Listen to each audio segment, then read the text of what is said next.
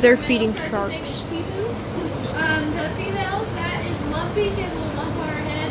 And then Griselda and Gibble are the other two. Griselda has a freckle on the side of her face. You might see it as she's swimming around. The other fish in this tank, there are going to be 2 black drum. Those 2 big guys are.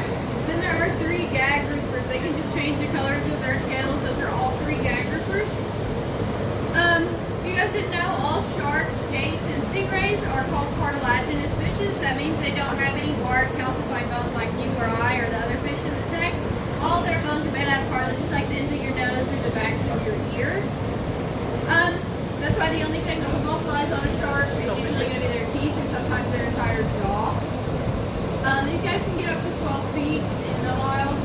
They can live up to 30 years. They were originally given to us by a casino in Alabama. They just got too big for their enclosure there, and rather than euthanizing them, they gave them to us. Their sharks are referred to as carpet sharks because they hang out on the sea floor. They also have a rough texture to their scales as opposed to a great white or a hammerhead that's going to swim up in the water column. Those guys are typically going to be smooth like your ceiling is smooth.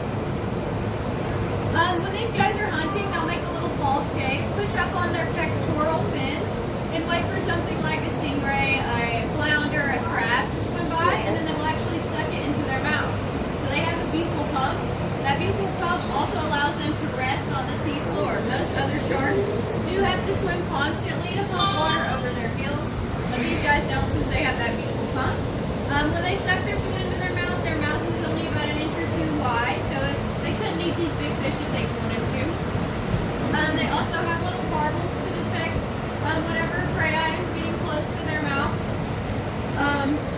When they suck their food into their mouth, their teeth actually face backwards. So as it's going in their mouth and getting sucked in, it's getting ripped to bits because their teeth are serrated.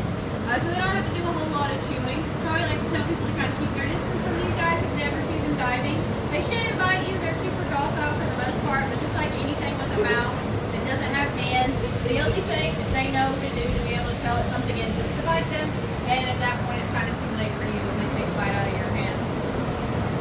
Does anyone have any questions before I start to feed them? Can you say how old the nurse sharks are? So they've been here for about 7 years. I'm assuming they had to be at least 2 or 3 years old before. Yeah.